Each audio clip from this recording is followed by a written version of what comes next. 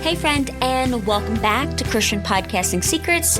I'm Tammy Munson. This is the place where I'm going to share all my podcasting tips and tricks and how to grow your podcast like wildfire. Now, today we're talking about one of my favorite topics and such a crucial aspect of podcasting, and that's your podcast niche and how to define it. Like in the Bible, where we find many people, men and women, who were called to very specific tasks and missions. Your podcast also needs a crystal clear focus in order to reach and serve your audience effectively. So today, we're going to explore all of that on how you can find that focus and make your podcast a powerful tool in your ministry. Okay, friend, let's dive in. In podcasting, finding your niche is like finding your promised land. It's the place where your message can genuinely resonate and flourish. It can be the thing that makes or breaks your podcast. So let's unpack this niche topic just a little bit. So why do you even need one? Because quite honestly, it could be a game changer for your podcast. So picture this. You're just starting out and you're doing everything you can to find new listeners, and your podcast is brand new. So you're tapping into social media. You're telling your friends and your family all about it. You're telling everybody you know. And of course, you're making sure that your show pops up when someone types something into that magic search bar on Google. Now, I want you to be honest with me and yourself. How often do you think that someone's going to Google a podcast about everything? Not very many people, right? They're not going to be putting that in. They're going to be putting specific information in. And that's why you also need to be very specific about your show. It needs to slide perfectly into a niche that people are already on the hunt for. Now, a lot of times when I'm working with clients, I hear things like, but I want to serve as many people as possible. And that is great. I am 100% on board with that. But not for your podcast niche. It's not going to work because you can't be all things to all people. Now, my friend Allie has a great saying. I absolutely love it every time I hear her say it. And it's, you can't boil the ocean. And y'all, that is so true. You cannot be the Walmart of podcasting. It's not going to work for you. You need to be specific. Now, when we look to the Bible for inspiration, a perfect example is Paul. Now, Paul knew exactly who he was writing to in each of his letters, whether it was the Corinthians, the Galatians, or the Romans. He tailored his message to meet their specific need. This precision in knowing your audience helps sharpen your content and increase your impact, much like Paul's words did for his listeners. Now, side note real quick here. Can you imagine if Paul were alive today and the types of letters we would be getting? Yeah. I would even venture to say that he definitely would have been a podcaster. Absolutely, 110%. But we can draw inspiration from this. But we can look to Scripture for even more inspiration, where we see so many people were assigned very particular missions by God. So let's take Noah, for example. His job was to build an ark, a very clear and unique mission that served a critical purpose during his time. It probably wasn't the easiest thing to do. There were probably lots of people who were saying, Noah, why are you doing this? This is crazy. But Noah's obedience not only saved his family, but also saved all of the animals on earth at that time, allowing for the continuation of life after the flood. Now, another prime example, and one of my personal favorites, is Esther. She was placed in her royal position for such a time as this in order to save her people. Given her very unique position, a position of influence, her mission was only one that she could fulfill. Her courage and her faith were instrumental in delivering the Jewish people from a plot to destroy them.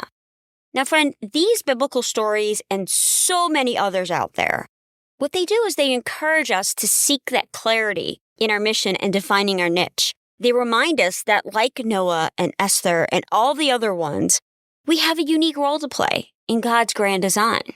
So whether it's reaching new Christians or deepening the faith of longtime believers, maybe it's exploring biblical history.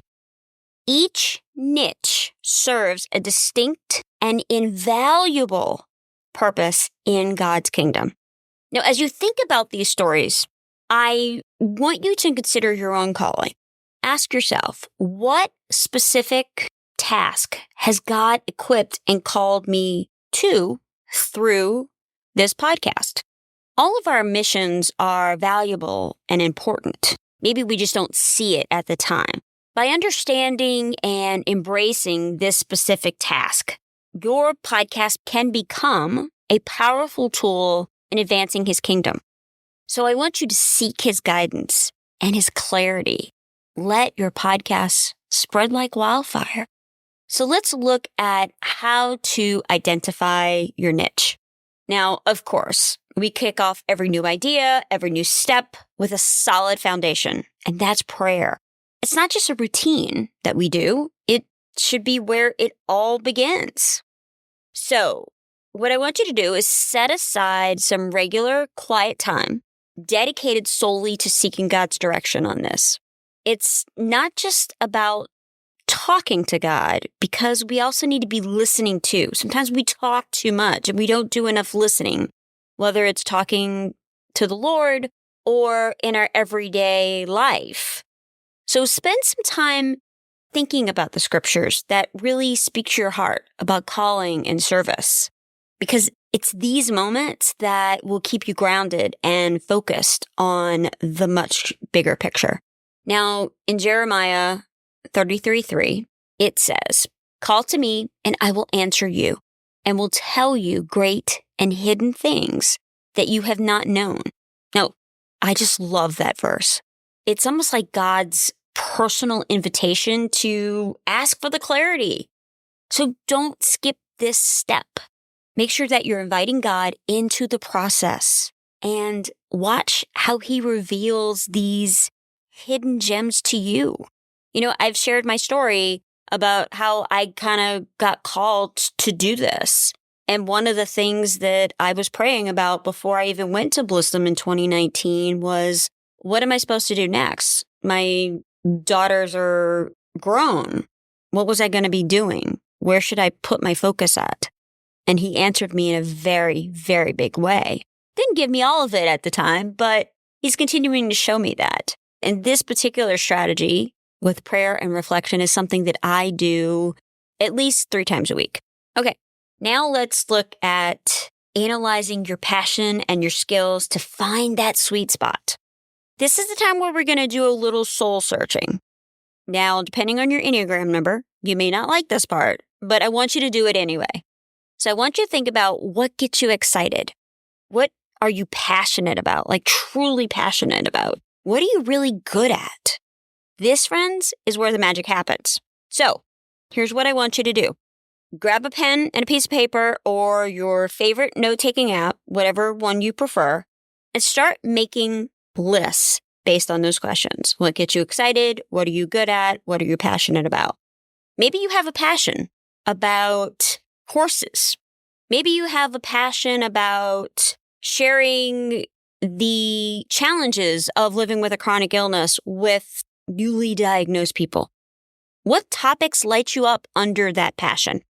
There's one list. You're also going to create another list for your skills. What are you naturally good at? Or what do you have expertise in?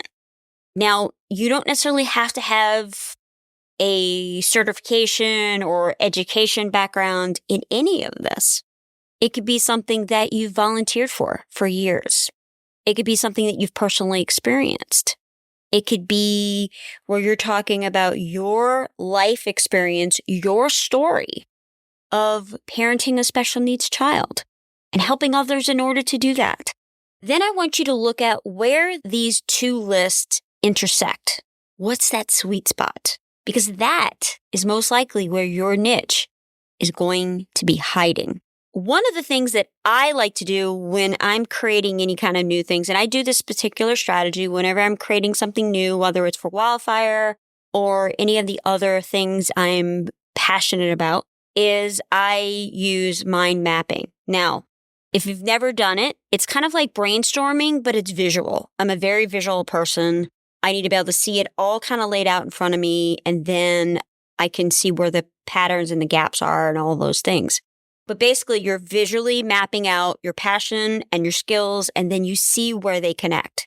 And like I said, sometimes seeing it all laid out helps you see the patterns and the gaps and even ideas that maybe you've missed before, because it's kind of all in your head and it's all jumbled in there. And it's not making any sense. So if you want to use the mind mapping thing, there's lots of different apps that you can use for this. I believe if you use ClickUp or a project management tool like that, most of them have a kind of mind mapping ability to be able to do this. I will drop some links in the show notes for you so that you can access that as well. Okay, you've done that work. So if you have your niche figured out, great, fantastic. But maybe there's two different niches. You're like, oh, I like this one, but I like this one. So maybe you have some ideas that are brewing. Maybe you haven't figured it quite out yet, and that's totally okay. So now you need to do some research and get some hard data to see if those ideas resonate with the people that you want to reach. Because here's the thing, y'all. Don't base it on feeling. Feelings and emotions are very, very important. But when you're creating something like this, a podcast, a business, whatever it may be, you can't go off of feeling. You got to use that hard data. You got to do the surveys. You got to talk to people. You got to get that hard data, because data doesn't lie, but our feelings and our emotions sometimes do, especially with imposter syndrome or all the other things that are out there. Okay, so you got the ideas. Now we need to see how they resonate. So the first thing I would suggest that you do is conduct a survey or even have casual chats with people who would fall in that potential niche. What are their needs? What are their challenges? What are the obstacles that they face? What interests them? Now, you can use TypePad or SurveyMonkey to get some of this information. You could just have casual, let's meet and have coffee and talk about it kind of stuff, and you just jot down notes from there. You can also use social media to ask questions and engage with your potential audience. Because this process is all about getting to know them better and to find out if you really enjoy all these things. Is there a lot of content that you can create down the road for your particular niche? Because some ideas are too niched. And so we need to go, whoa, wait a minute. We're not going to be able to create a lot of content here. And we need to kind of niche up a little bit. Sometimes we need to niche down. But this is the stage where you find all that information out. Now, the next step is looking at the data. And I know a lot of people don't like to do that. And some people experience analysis paralysis. But you need to dive into it. Really get into it. Look for common themes or recurring problems that your podcast can help address. So like I said, it's going to fine-tune that niche and make sure that what you're doing is going to truly serve and reach your audience. So here's some hard, cold fact. Your podcast is not about you. Of course, there's parts of it that you're going to pull from your story, your life experience, all of those things. Absolutely. But one of the things you need to remember, especially if you're new to the process, is it's your audience that are going to listen to your show. It's your audience that's going to keep coming back. So you kind of have to give them what they want. You get to pick and choose based on that. You can choose this guest versus that guest. I'm only going to have a solo show for this one, but I'm going to bring in other people for that topic. But the niche is going to help you give the people what they want. And so once you've identified that with something that resonates both with you and your audience, I want you to commit to that. No more waffling back and forth about it. No more flip-flopping. Well, this sounds great, but I could do this but then I could create a podcast that serves both. No. One. And so what you need to do is make it official. Let people know. You don't have to let the world know. You don't have to publicize it on social media unless you want to. It could just be as simply as talking to someone who is an accountability partner for you. Maybe you have a group of women in your life that you can share this with, and they're going to hold you accountable to that. Because not only does it solidify your resolve, it keeps you on track. I've told 6 people about this. I really need to do it because I know they're going to come at me in a very loving, kind sort of way. But they're going to be like, hey, what's going on with your podcast? And if you hire someone that is whether they're your business coach or a podcast coach like myself, that's what we're going to ask you. How's your podcast coming? What are you working on? What are you doing? And so you need to be consistently working on that. Now, if you haven't gotten your copy of the podcast planner I talked about last week, I want to make sure that you do that. This will help with all of this defining your niche and all the things for your launch. All you got to do is go over to wildfirecreativecompany.com/podcast planner. You will get it immediately. It's filled with the resources and templates to help you plan, launch, and grow your podcast effectively. It's going to help you develop clarity and purpose for your show. So make sure that you get it. It is 100% free.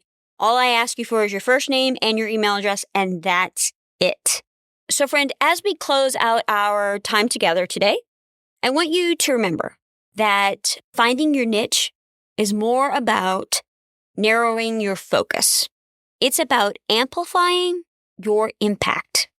Like Noah and Esther and Paul, you've been given a unique set of gifts, a unique set of skills, and a specific audience to serve. So I want you to embrace this with the confidence and dedication, knowing that you are part of God's grand design and plan. Thank you so much for tuning in today. I truly, truly appreciate it. Have a great week, and I will talk with you next Wednesday. Bye, y'all.